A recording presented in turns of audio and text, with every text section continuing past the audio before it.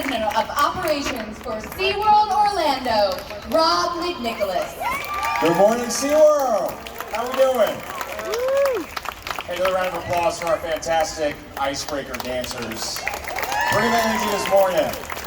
Hey, today is a huge day for SeaWorld Orlando as we finally open Icebreaker. Going back to 2018, when we sat down and looked at the design aspects of what we wanted to do, we had a couple key objectives in mind. First, we want to continue expanding the park for what attractions were to come and what have since opened. Going back to 2016, we opened Mako, which has been voted as the #1 roller coaster in the United States. Woo! Then we went further this way, we opened up Infinity Falls. I would say, I'm a little biased, but the best river adventure ride in the entire world. And then we went down the street to Sesame Street Land in 2019. But we knew we were missing something, and that's where this realm and Icebreaker come in. We have a reimagined Glacial Bar, we have a brand new Altitude Burger, and of course, Icebreaker. In talking to our guests, and especially our past members, we knew we needed a launch coaster. And not only is it a launch coaster, it's a quadruple launch coaster. So when you start out, you launch backwards. There's not enough energy.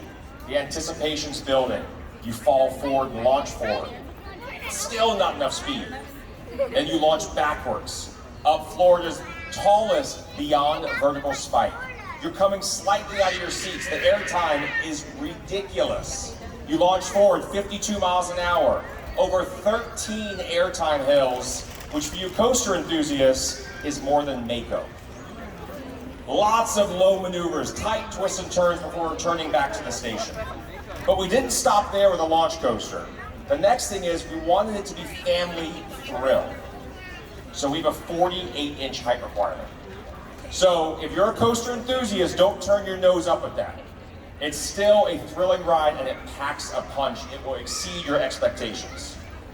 But this could be a first coaster for a young child. It's a family coaster. It's smooth. It's repeatable. It's a whole lot of fun. When you get off Icebreaker, you can go right over to Wild Arctic. Only here at SeaWorld can you ride an amazing attraction and then go get up close with beluga whales, walruses, and seals. And here at SeaWorld, we really take conservation, rescue, rehabilitation seriously. And with this project, we are pleased to announce we are partnering with the Alaska Sea Life Center. And joining me this morning is the President and CEO of the Alaska Sea Life Center, Tara Riemer. Tara. Thank you, Rob, and thanks to all of you for being here. I am so excited to be here. Not just because it is not 34 degrees and raining, but also this is just such an amazing event. So as Rob said, I'm Tara Riemer from the Alaska Sea Life Center. We're located in Seward, Alaska, which is a small town 2 hours south of Anchorage, or 3 if you drove up in the ice storm on Tuesday like I did.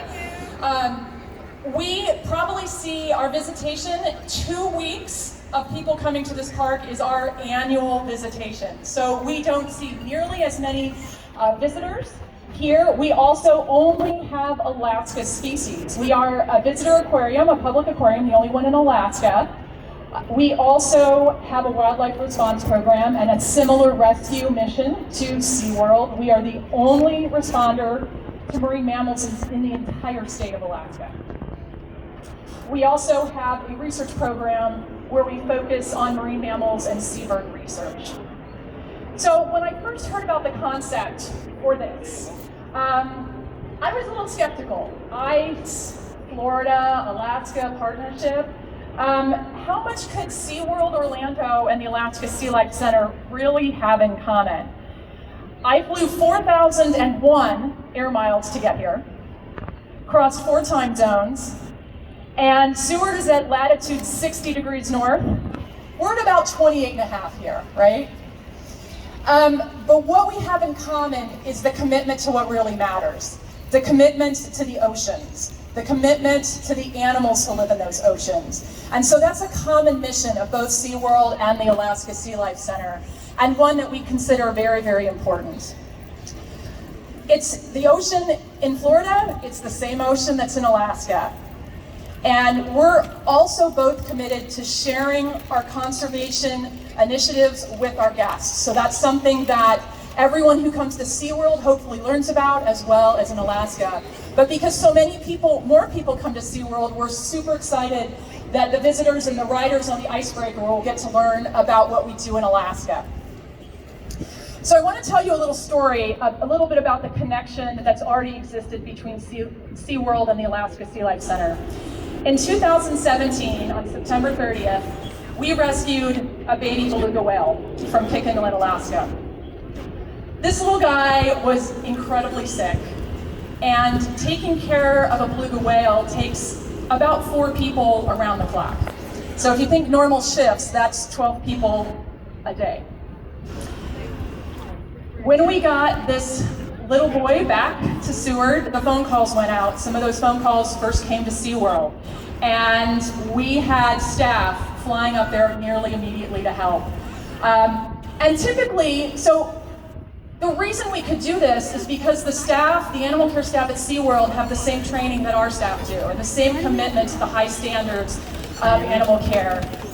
So basically, they came up and worked right alongside our staff. Now, they didn't let me help a lot, but they did let me count. They let me count beluga breaths, because one of the things about taking care of belugas when they're really sick is you have to count their respiration rate every hour.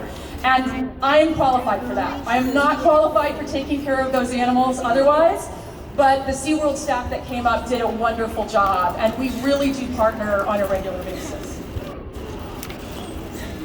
So, again, I just want to say thank you to SeaWorld for involving us, for being a conservation partner with this amazing new ride. I'm so excited to be here. I haven't been on a roller coaster for a long time, but it's going to happen today. So thank you so much, everybody. Thank you, Tara. Much appreciated. So, I think it's time. We have guests in line. They're anxious to ride. So, guys, why don't we head over there and let's break the ice and open icebreaker.